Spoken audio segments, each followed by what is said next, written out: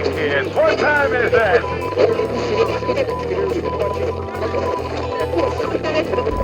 Hey, who's watching Daredevil Born Again? Disney, I know what you're thinking. Disney series, Disney MCU series, which they haven't had a great track record. Let's admit it. As a matter of fact, I watched the very first one. I don't know how many years ago that was now, WandaVision, and I really liked that one, at least until about the halfway point, and then the rest of it wasn't any good. And I've never watched any other series that they put on since then, and I think they've been terrible. I mean, when I say I've never watched it, I always try to, maybe like the first episode or two, and then every series you could tell right away from the first episode, or even from the first half of all the episode of the first episode, it's not going to be any good. So I was a little bit cautious about this, but the one thing that they did, they told you right away in terms of the stories that were coming out and the trailers, that they were going to bring back the cast, and they're going to try to bring back the same atmosphere that was so successful in the Netflix series seasons 1, 2, 3. And I know that, and that was right away. That was a great decision to do that. You bring back at least, try to get the curiosity of the same audience that watched those series, and those series were so good. As a matter of fact, I rewatched those series leading up to this. And it's so good. I think I enjoyed them, or got more out of them this time around than I did when I first watched them, because Netflix, it just drops all the episodes at once when the series comes out, and you're always trying to rush through it and to try to get to the end. So by the time you get to the, I don't know, midway point, you're already trying to remember what happened in the first episode, and by the time you get to the end, that's all you remember. But in this case, when I was going through them the last few months, I was watching just one every couple of days, and I really got a lot of it. Those series, especially season 1, it's such good television. And for anyone who hasn't watched those, I encourage you to go back and watch those. They're so good. I love how they go deep into the background of the character, really bringing you into their lives, so that the scales are so high at the end. So I was getting excited about it by watching those series, and then right away an episode. So they put episode 1 and 2 of Daredevil Born Again just now, and right at the beginning they just draw you in with it's just like a kind of like this kind of relaxing scene where just the three main characters, Foggy, Matt Murdock, and Karen, are just hanging out, and it's awesome. It's like you're just like, yeah, you're loving it. And that this is one of the great things that they did for this series, is bringing back the same cast, most especially Charlie Cox as Matt Murdock and Vincent D'Onofrio as Kingpin. Of course, you had to have them back, but you'll bring back the rest of the cast too. And it's the scene is so great, it just brings you like just back in. You're just kind of like in your home, and you think you're hanging out with them. And you get that sense first. First they get you like and then immediately they hit you with a banger action scene where Bullseye shows up, and he's targeting last time we seen him, he had his like his back was broken at the end of season 3, but obviously he was recovered. So he's targeting Foggy and Karen because he wants to get back at Murdoch, and so he wants to make him suffer. So he shoots Foggy in the chest, and as you know, the thing about Bullseye is he's deadly accurate. And as Foggy is laying there on the sidewalk bleeding to death, Matt goes into his costume, and you see some really great action scenes about him, like some of the things that you see in the comics where he's like flying around the city and stuff like that, because he had word that there was somebody like that was targeting one of their clients back on Foggy's apartment, and it turns out that it was Bullseye just trying to track down Foggy himself to kill him, but he obviously found them where they were just hanging out. He shoots to Foggy, and he's about to target Karen, and in comes Matt in his full Daredevil costume, and just like a full on fight between the two of them ensues, and you get this like banger of an action scene. It's great. It goes all the way up. They keep fighting through the inside the building, outside, go up upstairs, and throughout the whole fight, Matt's using his extra hearing senses, and he's to literally listening to Foggy dying, because he's listening to his heartbeat as it goes less and less and less from the bullet wound in his chest, and that is like keeps driving him into a more and more of a rage over what happened again. So he goes full on just aggression, which is, let's face it, it's what you need to beat Bullseye. You can't just hold back on Bullseye. And then you also see Bullseye's specialty, which is like where he can grab literally any object and turn it into a deadly object because of his accuracy. And he's like, throwing knives and Matt's got knives sticking out of his body because of all the things that Bullseye's throwing at him and things like that. But the fact that Foggy is laying there wounded fuels Matt's rage, and he goes full on against Bullseye, and then well, okay, let me just say this right now, spoiler alert. So if you haven't seen it, okay, I probably already gone way too far with this, but this is definitely spoilers. And Foggy literally dies, and Matt hears the heartbeat go like stop, and he just breaks something in him, and he literally like throws. And I kind of saw this coming. They're up on top of, I don't know how many floors up they are, outside on the roof, and he throws Bullseye off the building. He just literally throws him off the building, hoping to kill him. He even admits it later. He was hoping to kill him, and of course Bullseye does survive, and Foggy doesn't. It is kind of like a shock that you first see these characters, and all of a sudden something like this happens, and it's a shock. But the action scene was fantastic, full on Daredevil action scene right from the comics. And then I don't know if I don't know how they would explain this, if at some point in the later in the series, or even in season 2 or whatever, if Foggy does come back. I don't know how they explained he survived, because it literally just show him dying. Maybe they bring him back in flashbacks, I don't know, or maybe they will have an explanation. I mean, we do in the Marvel comics, there are different ways of resurrecting people. And even in Daredevil's history of comics, there was the thing where Elektra died, and then he helped bring her back through, some kind of mystic ninja powers and things like that. So, I mean, I guess there's a way, but geez, it really just hits you hard, and it hits him hard. And then you go into a time jump, and it says a year later, Karen's moved away.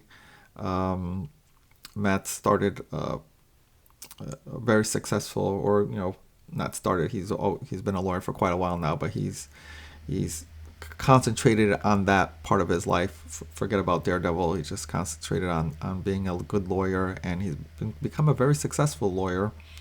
He's partnered with someone else as well, and he's leading like this life without being a vigilante. Also, then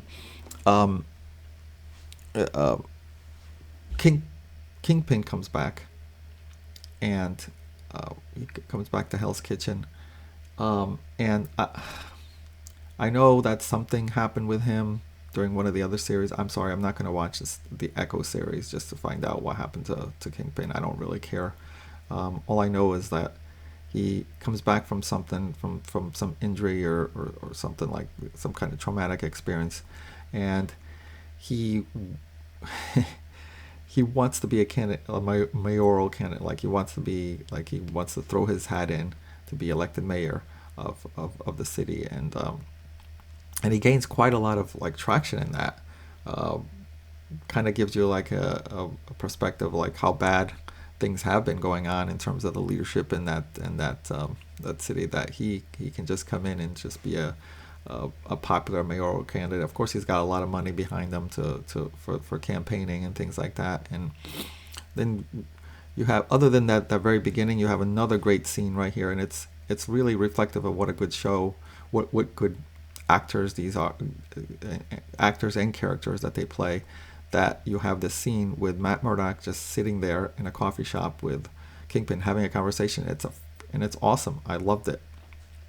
It basically boils down to where Matt's telling Kingpin, I know you're back, and it looks like you're trying to stay out of your criminal enterprise, and I just want you to know that I'm watching you, and if you step out of line, I'm going to be there for you. Basically, Matt's telling him in a very, very like cheerful, calm way, and then Kingpin in response says, I care for this city. I'm gonna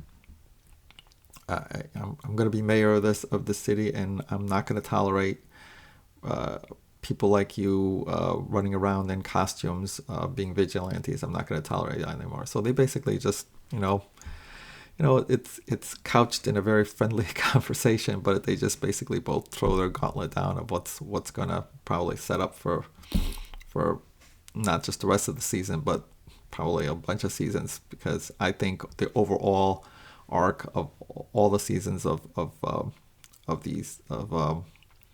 this show is going to be these two against each other, and it's a smart move to do that, because like I said, these two actors are great playing these two characters. It makes for a really great drama. I'm sure that each season will also have other villains or other kind of like villains of the season, but overall, he's still going to be the Kingpin's still going to be there as a main nemesis for Matt Murdock. And so they have this conversation, and then the end of the episode, you see, much to Matt's chagrin, he winds up winning the election, and Matt can't believe it. He knows what that means. He knows that it just gives him more power, and it just really gets to him that somebody like the Kingpin came in and becomes mayor, just out of the blue, and he knows what kind of person he is, despite what everyone else thinks or the image that he puts out. You also see in this episode that his wife Vanessa, and I love that they bring her back as well, the same actress. His wife Vanessa has taken over his criminal enterprises while he's away, and she's been successful at it, and from all the looks, she's been more successful than he ever was in terms of the profit that they're making and the way they're staying out of the public eye and not getting caught and not coming under suspicion and things like that. And she actually kind of like, he shows up and she actually kind of looks at him and is like, oh, why are you here? Things were going so well. And then he actually finds out that while he's been away, she has an affair with someone, and she's like asking him not to kill the person, but and he kind of like has this kind of like low key, I'm not that person anymore where I'm going to go around killing people, so don't worry about it. But very well, he's only like seconds away from probably just like strangling the guy, and at some point, that's what I expect to happen. That, despite what he says, that he is going to kill this person. And that's it. So he becomes mayor, and Matt just realizes his life has become so much more complicated. There is a really quick courtroom scene where Matt is actually just testifying that so Bullseye did survive the fight, and he's being sentenced to multiple counts of life sentences, and Matt's actually testifying to the sentencing that he should deserve as much the highest sentence that the law can give in this case in terms of murder and stuff. And Karen does show up during that scene, and it's become she has moved to the West Coast. She just shows up for that and just leaves again. And that's it. It's a pretty good episode. First of all, it establishes these two characters, Matt Murdock and Wilson Fisk, very, very well. That action scene at the beginning is incredible. It just draws you right back in if you're a fan of the first three series that showed up in the Netflix, and I think you will be a fan if you actually watch them. So it's pretty good. And then right away they showed both first and second episode, and the second episode is a little bit more low key after that first episode, and it basically concentrates on this character, Hector Ayala. So Hector is he literally walks into like a mugging by these two assailants on some victim, and he wants to break it up. He wants to help the victim that's getting beat up. And while he's fighting the two men that were attacking him, the guy who was getting attacked runs off and leaves him to finish off the fight. And obviously he looks like somebody who can take care of himself because he's able to fight off these two guys. And during the fight, one of them accidentally trips over him and falls into the because they're in the subway. They falls into the tracks, and just as the train goes by, and he's killed. Then you find out this isn't just a normal mugging. There's something going on here because the two assailants were actual cops. So now suddenly this guy is arrested for being a cop killer, and he's at risk while he's in custody from getting beat up and things like that. Luckily, Matt Murdock's at the police station as he's being interrogated, and then he takes on his case. Still showing same old Matt Murdock with taking on the cases that may not pay very much, but he wants to make sure everybody gets a fair shake. So he takes on his case to defend him, and he's doing very well because nobody in the system really wants to give this guy a chance because he's accused of killing a cop. So he in the process of trying to figure out how to defend this person, he finds out, and other people, comic book fans like me, we're going to know this right away, that when his name from his name Hector Ayala, is that he's the White Tiger, who's a superhero in the comics. So in the process of trying to figure out how to defend him, he actually finds out that he's the White Tiger, and he's a vigilante, and he's not very happy about it, that there is this aspect about him that he's going to try to defend somebody, and if it comes out that he's a vigilante, it makes it that much more harder. But he's able to and it does come out, by the way, but Matt is able to convince the judge that him being a vigilante has nothing to do with this case. It should just be kept out of the trial. He's actually able to convince the judge of that, which is brilliant. And then throughout this episode, even though we're focusing on this person, we also see Wilson Fisk navigating his duties as a mayor, trying to put out like good. The name of the episode is called Optics, where he's trying to like make himself look good, because he knows that there's a large section of the population that still doesn't like him because of his past. So he's trying to like put out virtue signaling and just doing the quote unquote trying to do the right thing, but deep down he's still going to try to use all his like criminal tricks to try to get ahead as well. But he's trying to make it look like he's on the up and up, and he's doing that. And you also see that as part of the like looking good to people, is doing a reconciliation with his wife, and he winds up going to therapy with his couples therapy with his wife, and it winds up being the therapist, and I can't think of her name right now, but it happens to be the same woman that Matt earlier, actually in the first episode, has basically started a relationship. So he started a relationship with this woman, this therapist, the psychiatrist, and unbeknownst to him or Wilson Fisk, that the woman is involved with both of them. Now they're in a therapy program with her to reconcile with Wilson Fisk reconciling with his wife, so that makes it look good to see him. Makes it look good for the public to see with his wife. So, and then at the end,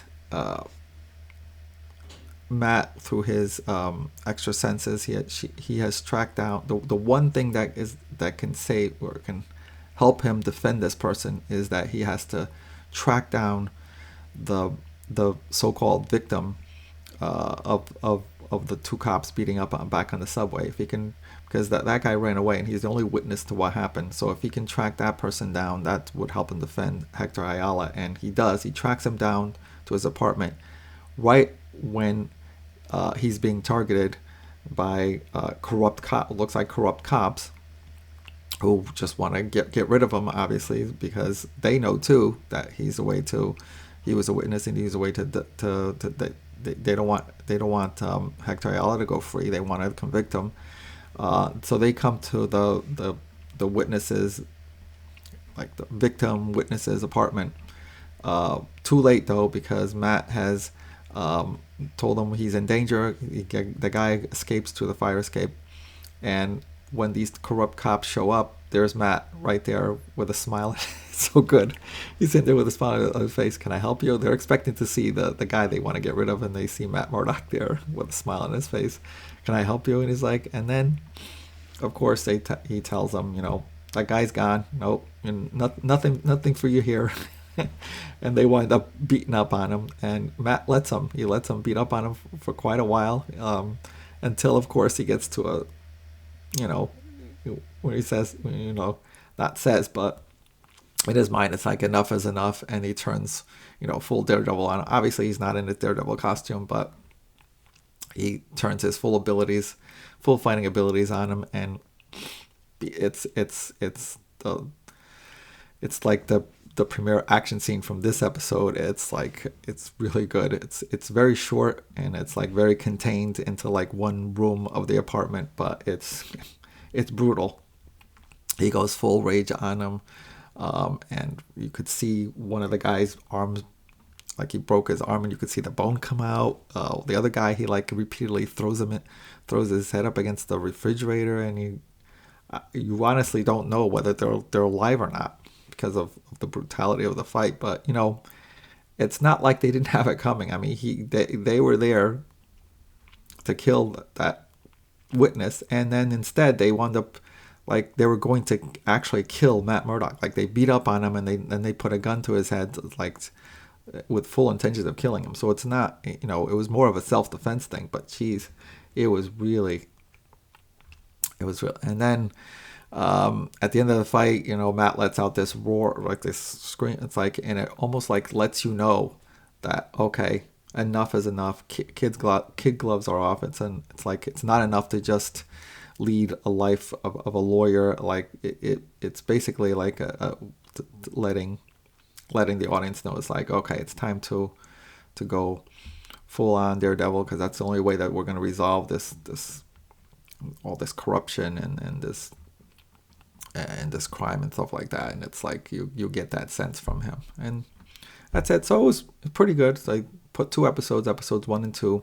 Definitely definitely like the first episode better because of the nostalgia thing too, but the second episode was interesting as well, introducing this character, the White Tiger, and I thought it was pretty good. I thought it was probably like the first episode 8 out of 10, and maybe the second episode 7 out of 10. So it's definitely enough to keep me wanting to see the series. I hope I'm actually hoping it's a successful series, because like I said, it looks like they really are trying to bridge the first 3 Netflix series with this one, which is a good idea. Probably the best decision they could have made, since those series were so successful. So as long as like the 2 main things is they brought back the cast, most especially Charlie Cox and Vincent D'Onofrio, and they seems to be writing in the same vein as those series. As long as they do this, I think it will be successful. And I've already read that they are now filming. So this first season is supposed to be 9 episodes, and I've already read they're filming principal production of principal photography of the second series right now. So we probably will only have to wait maybe a year, maybe even less for the second season. So it's good. So I'll give anyone leave me a comment on what you think of the series if you saw it. I do recommend it, especially if you're a comic book fan of this character. Let me know what you think. Let me know if you see any problems. I know it was a shocker at the beginning, having Foggy there, and then having both Foggy and Karen there, and then they're both gone. One passed, one dead, and the other one had to move away. So that is one thing that was a shocker that people might not like.